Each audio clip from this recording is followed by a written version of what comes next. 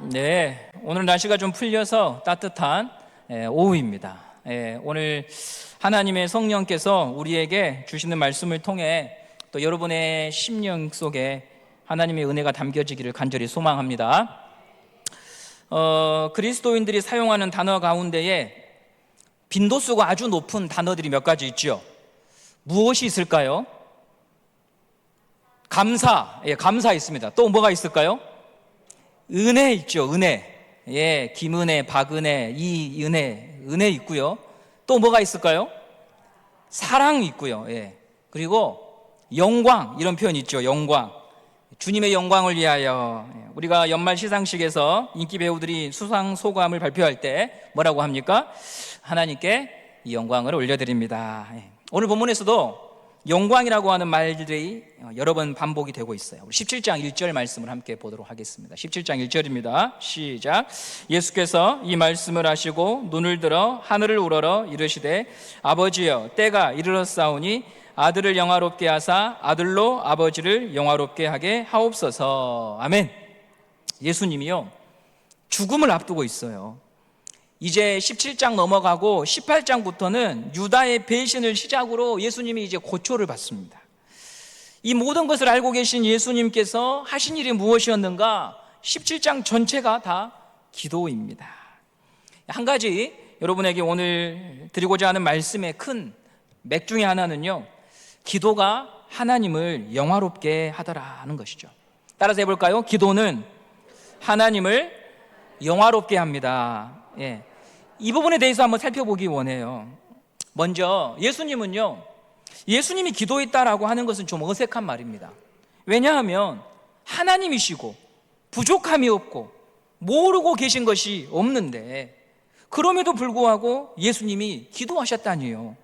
기도는 뭔가 할 수 없는 사람들, 자기 힘으로는 안 되는 사람들이 기도하는 거잖아요. 그런데 예수님이 기도하셨다고 복음서는 많이들 기록해 놓았습니다. 누가복음 22장 39절입니다.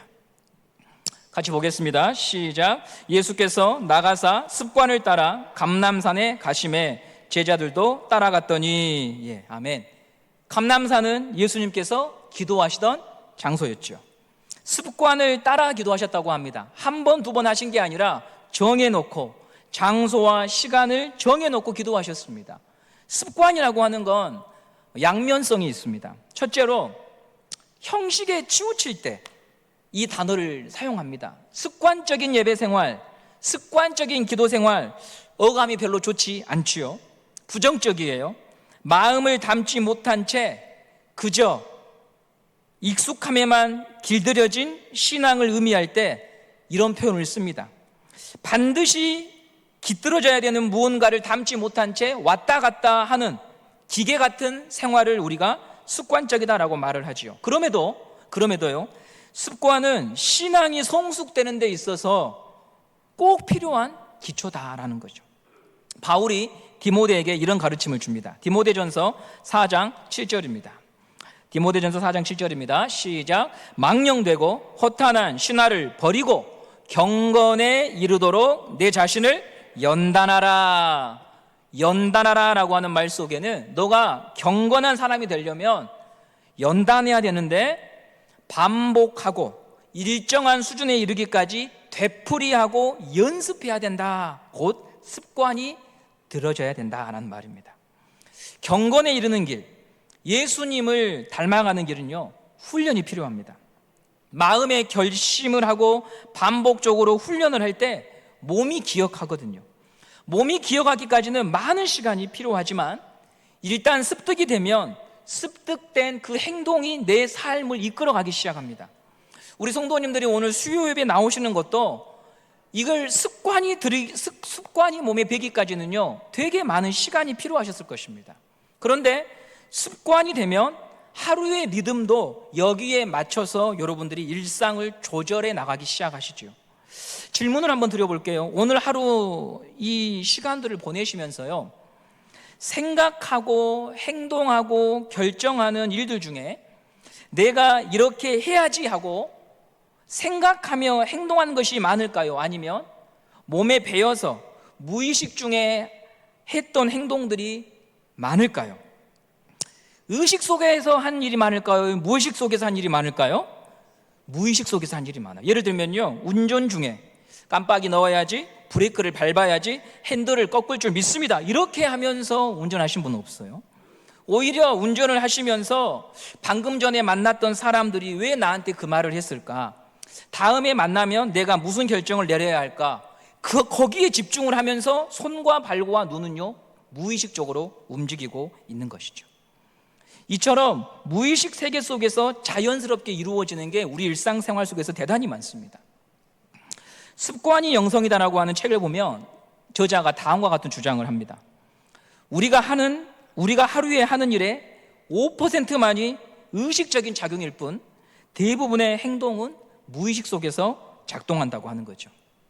그러므로 이 95%를 차지하는 무의식의 세계, 내가 습관적으로 하는 일들이 나를 만들어 간다는 거예요. 바울은 빌립보서 3장 17절에서 이렇게 말을 합니다. 같이 읽어보겠습니다. 시작. 형제들아, 너희는 함께 나를 본받으라. 그리고 너희가 우리를 본받은 것처럼 그와 같이 행하는 자들을 눈여겨보라. 바울이 우리에게 뭐라고 말하냐면 본받으라. 본받는다고 하는 것은 한번 슬쩍 보고 저거 해봐야겠다 이렇게 해서 되는 게 아니죠. 본받으려면 끊임없이 생각하고 한 번, 두 번 반복적으로 연습해야지만 습관이 되어 본을 따라갈 수 있습니다. 예수님은 제자들과 우리에게 본이 되어주신 분인데 오늘 17장에서 마지막까지 기도하는 모습을 보여주시며 그 길을 따라오라고 요청하고 계신 것입니다. 인류를 구원하기 위해, 죄인을 구원하기 위해 하나님의 영광을 위하여 살아가셨던 그 예수님이 기도하셨다라고 하는 것은 우리가 교회를 걱정하고 성도를 걱정한다고 한다면 반드시 기도해야 된다고 하는 것을 말씀해 줍니다. 예수님도 기도하셨거늘 우리가 주의를 한다고 하면서 우리가 이 세상을 살아가면서 기도하지 않는다고 하면 우리는 예수님이 가신 길을 따라서 걷지 못하는 것이겠죠. 예수님은 1절에서 무엇을 위해 기도하셨는지 1절에 잘 나와 있습니다. 하나님의 영광에 대해서 예수님이 기도하십니다. 하나님의 영광에 대해서요. 그래서 이렇게 말할 수 있겠습니다. 하나님의 영광을 말하는 사람이라면 그는 기도하는 사람이어야 한다. 따라서 해볼까요? 하나님의 영광을 말한다면 반드시 기도해야 합니다. 예수님의 본을 쫓아서 우리는 새벽이든 저녁이든 또한 나의 삶에 어떤 시간과 장소를 정해서 기도하는 것이 꼭 필요하다고 하는 것이죠. 말씀을 듣고 기도하며 하나님을 찾을 때 아버지의 영광이 드러나더라. 기도와 영광이 이런 관계에 있다는 것을 설교를 준비하고 다시 확인하면서 하나님께 감사한 게 있었습니다. 만일 하나님께서 저에게 메달을 목에 걸어야 나의 영광이 드러날 거야 라고 하시면 저는 영광 근처에도 갈 수가 없잖아요. 세상적인 부요함을 거머쥐어야 너가 나의 영광을 드러낸 거야 라고 한다면 자존감만 낮아진 채로 저는 하나님 앞에서 돌아설 것입니다. 그런데 주님은 너희가 기도할 때 나의 영광이 드러낸다고 말씀하시니 감사한 일이죠. 아무나 할 수 없는 일이지만 예수를 믿으면 누구나 할 수 있는 일이니 감사한 것입니다. 성도는 하나님을 아버지라 부를 수 있고 예수의 이름으로 기도할 권세를 얻었습니다. 오늘도 하나님께서는 우리에게 성령을 보내어 주셔서 말씀을 가르쳐 주시고 기도하게 하십니다. 갈라디아서 4장 6절 말씀을 함께 보도록 하겠습니다. 갈라디아서 4장 6절입니다. 시작. 너희가 아들임으로 하나님이 그 아들의 영을 우리 마음 가운데 보내사 아빠, 아버지라 부르게 하셨느니라. 아멘. 아들의 영이 여러분 무엇입니까? 하나님의 성령입니다. 성령의 도움을 힘입어 우리는 기도할 수 있습니다. 기도할 때 성령님이 우리를 도우시고 함께 하시고 우리의 기도의 방향을 점점 인도해 주십니다. 우리가 하나님의 영광을 말한다면 기도해야 됩니다. 예수님의 그 본을 보고 쫓아가야 하지요. 예수님이 사셨던 삶은 척박했습니다. 거칠었습니다. 대적자들이 끊임없이 예수님을 따라다니면서 비난했습니다. 제자들도 예수님의 말씀을 이해하지 못했고 심지어 팔아넘기는 음모를 꾸민 사람도 있었습니다. 그런 날에 예수님께서 위로를 찾고 구했던 것은 한 가지였습니다. 하나님 아버지와의 교제 속에서 자기의 길을 다시 확인하시고 위로를 받으셨습니다. 성도가 누리는 특권은 아버지의 이름을 부를 수 있다는 것입니다. 무엇을 가져도 어떤 위치에 올라가도 외로움과 고단함은 항상 친구처럼 사람 곁에 있습니다. 그런 날에 저와 여러분이 부를 수 있는 이름이 있다고 하는 것은 얼마나 큰 위로가 됩니까? 갈 수 있는 고향이 있고 안길 수 있는 아버지의 품이 있다고 하는 것은, 소리치면 들어주시는 분이 계신다고 하는 것은 놀라운 은혜입니다. 무엇과도 바꿀 수 없는 특권입니다. 시편에 다음과 같이 고백을 합니다. 시편 3편 1절 2절 말씀을 함께 보도록 하겠습니다. 같이 읽어보겠습니다. 시작. 여호와여 나의 대적이 어찌 그리 많은지요. 일어나 나를 치는 자가 많으니이다. 많은 사람이 나를 대적하여 말하기를 그는 하나님께 구원을 받지 못한다 하나이다. 아멘.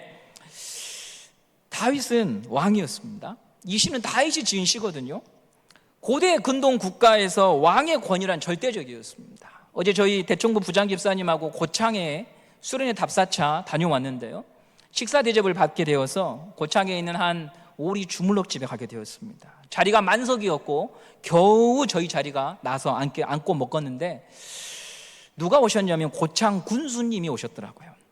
고창 군수님이 오신다고 해서 식당 거의 전석을 잡아놓은 것 같고, 그래서 박수 소리가 막 나고 소란스러웠습니다. 고창 군수님이 한 분 등장하셔도 수행원들이 꽤 많더라고요.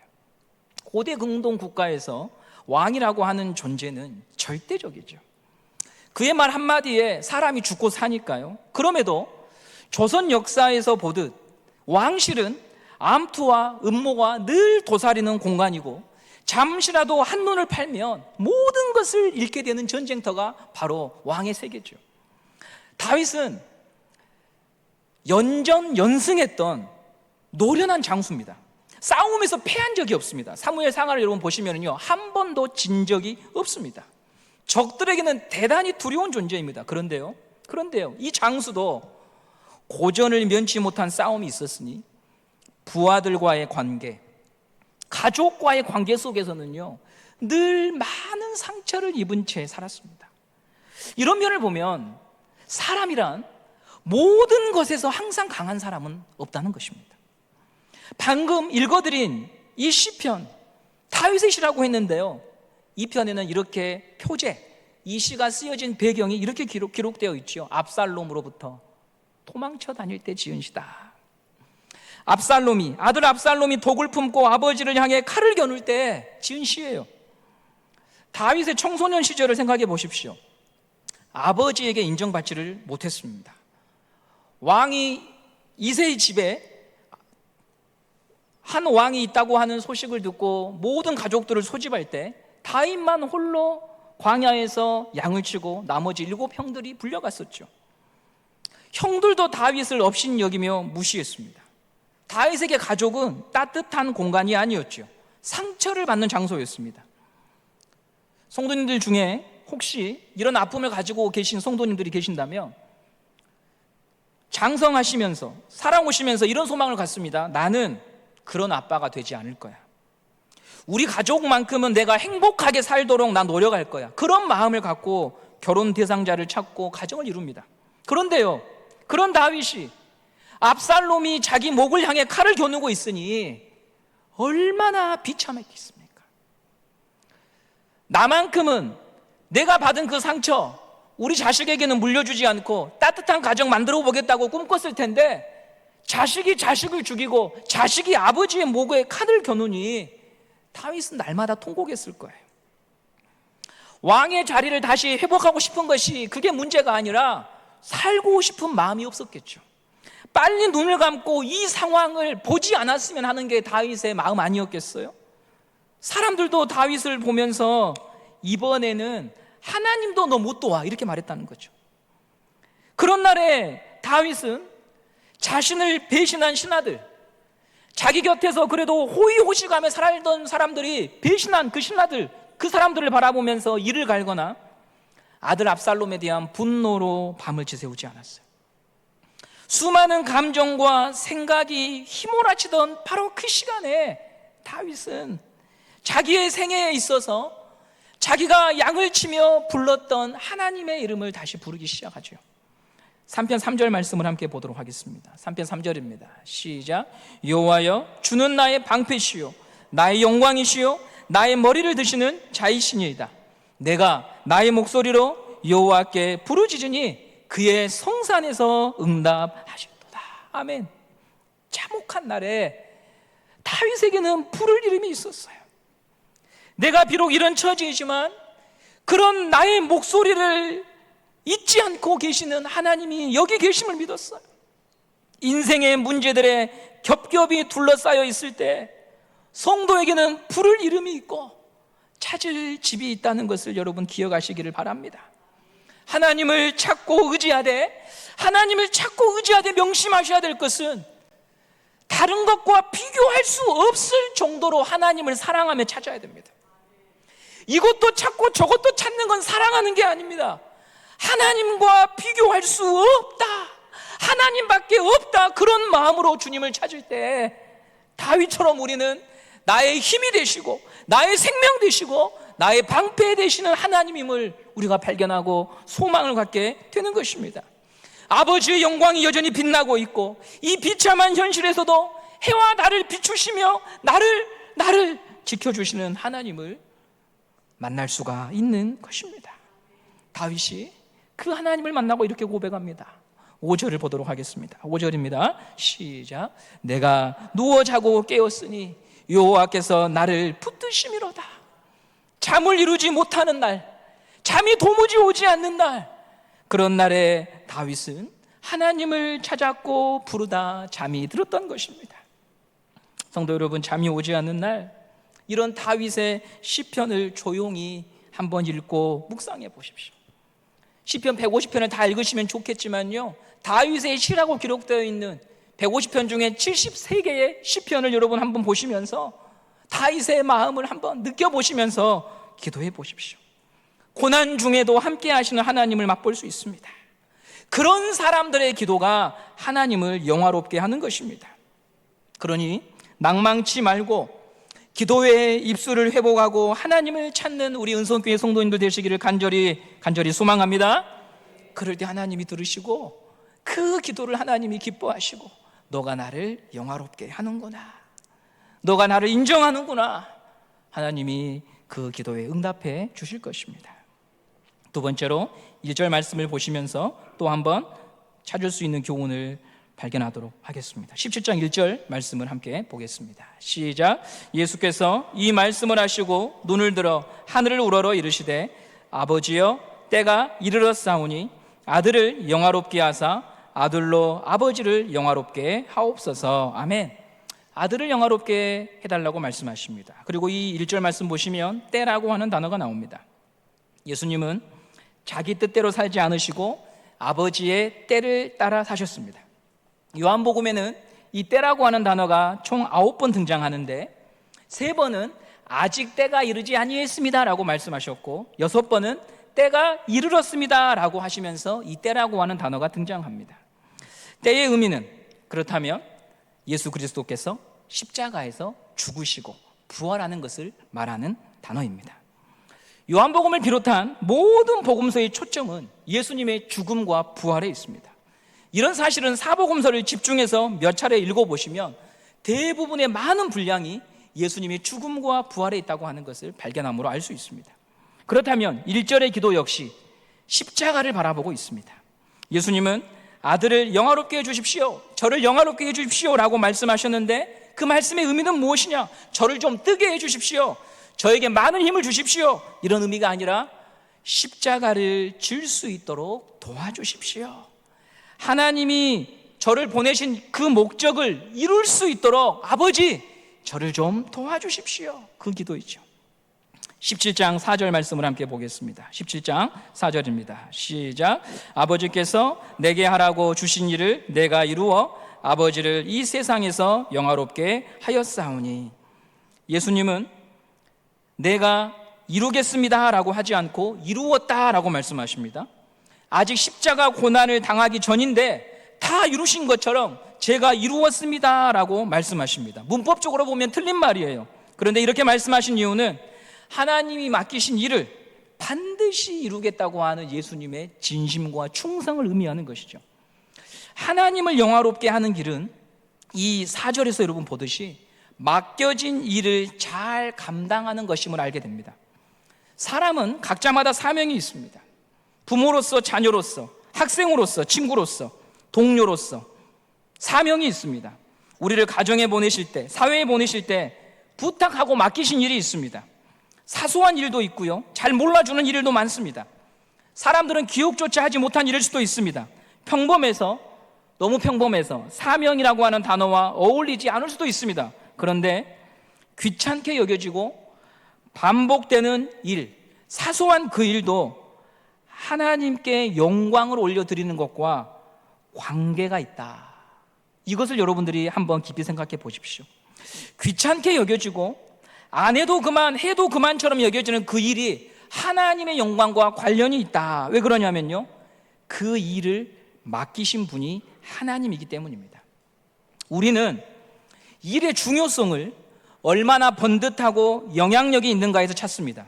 그런데 일의 중요성은 그 일을 맡기신 분이 누구인가에 있다는 거죠.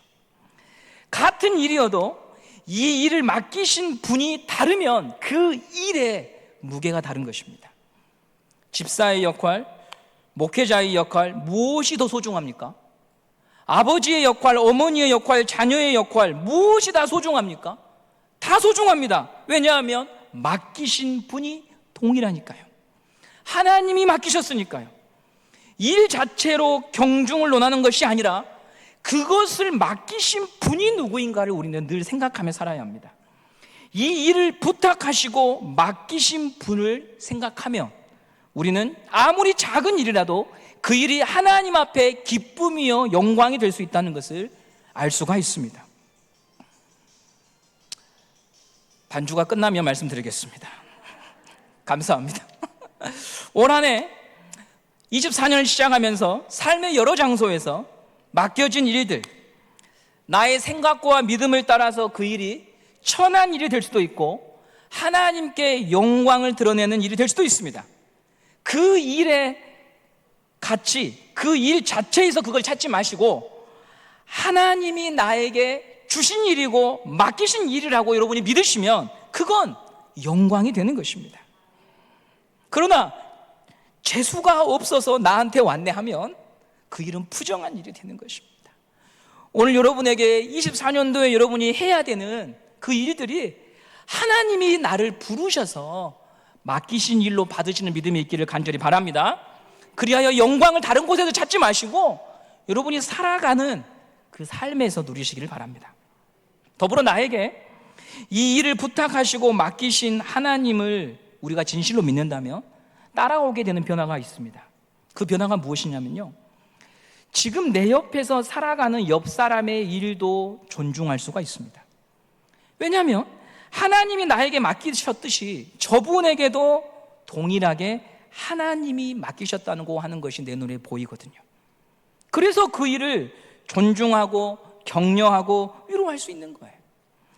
하나님을 그러나 잊어버리면은요, 우리는 항상 그 일이 얼마나 파급 효과가 크냐, 그런 것들로만 일의 경중을 따지게 되고 평가와 비판으로 일관할 것입니다. 다시 말씀드리지만 일은 누가 맡기셨는가에 따라 경중이 달라집니다. 우리는 내게 주어진 이 많은 다양한 사역들이 하나님께서 맡기셨음을 믿는 사람입니다.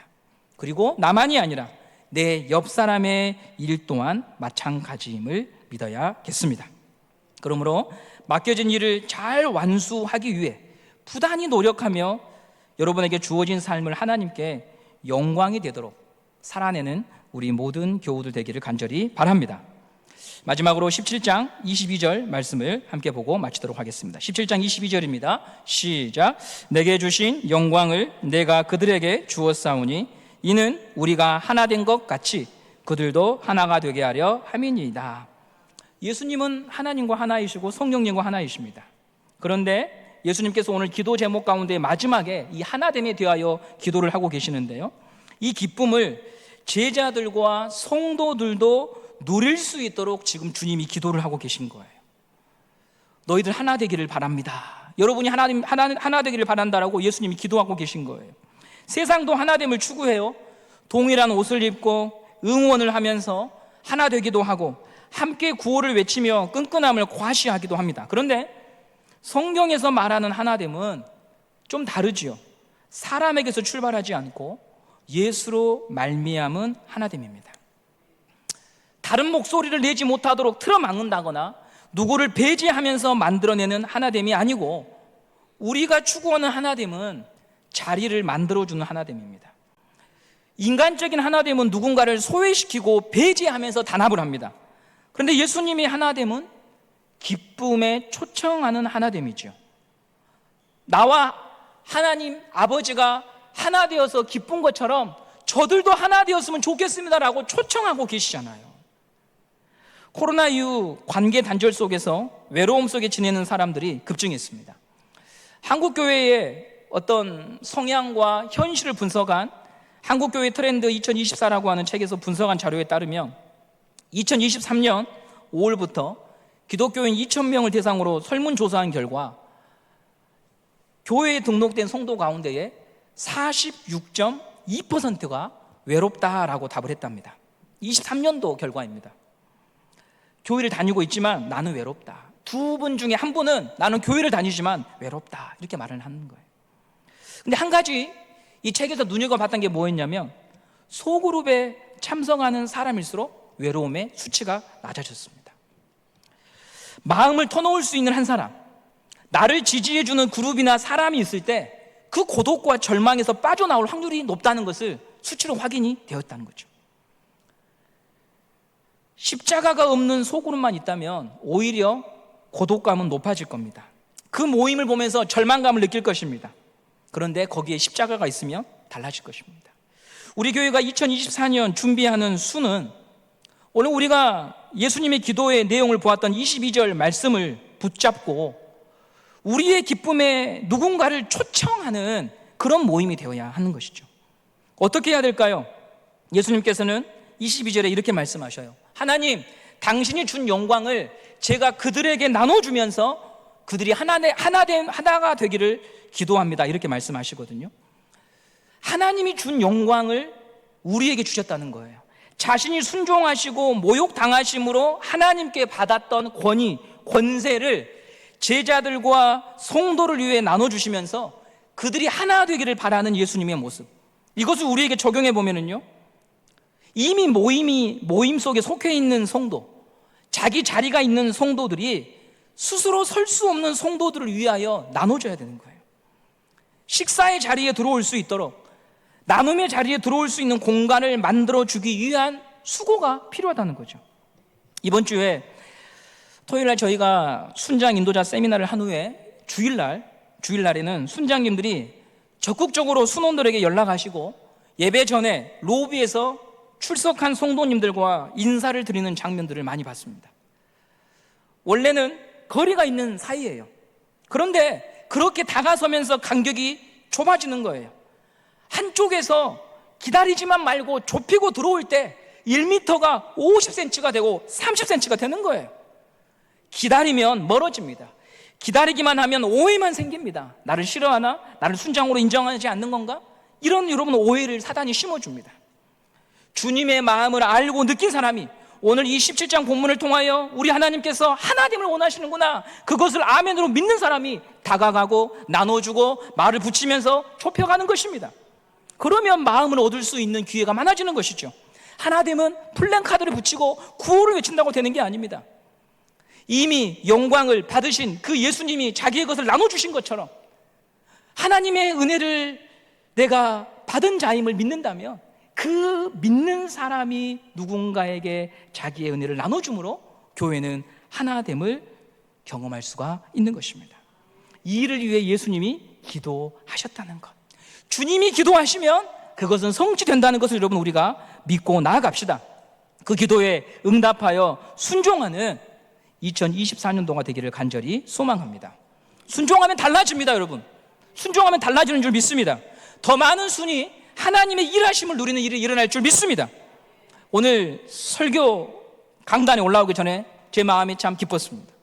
몇 년간 보지 못했던 한 친구가 작년 한 2개월 전에 목사님 제가 24년도에는 하나님께 맹세코 예배 나갑니다. 수요일 날. 근데 왔어요, 아버지랑. 저 뒤에 왔어요. 정말 중고등부에서 귀하게 사랑받고 자란 친구인데 직장생활 하다 보니까 휩쓸리고 하다 보니까 신앙생활이 끈이 떨어졌는데 지체들이 생각하고 또 아버지가 딸이 안 나오니까 아버지가 나오시더라고. 그래서 아버지가 먼저 나오셔서 목사님 진이도 곧 오게 될 겁니다. 24년 뒤에는 반드시 나옵니다. 이렇게 하시더니 데리고 나왔어요. 여러분, 우리 교회에 희망이 있는 줄 믿습니다. 하나님이 하시면 되는 줄 믿습니다. 우리 마음을 흔들고 아프게 하는 여러 가지 소문들이 있지만 거기에 여러분 우리가 집중하지 마시고 하나님이 어떤 분이신가, 하나님이 지금 어떤 일을 하고 계시는가, 하나님은 우리에게 꿈과 소망을 주시는 분이십니다. 우리 안에서 착한 일을 시작하신 지가 그리스도 예수의 날까지 이루실 줄 믿습니다. 모든 것을 합력하여서 이루게 하실 하나님을 믿습니다. 우리가 하나됨을 위하여 먼저 기도하신 그 예수님의 기도, 그 기도를 우리가 아멘으로 받고 또 한 주 하루 같이 달려가면 선한 일이 계속해서 있을 줄 믿습니다.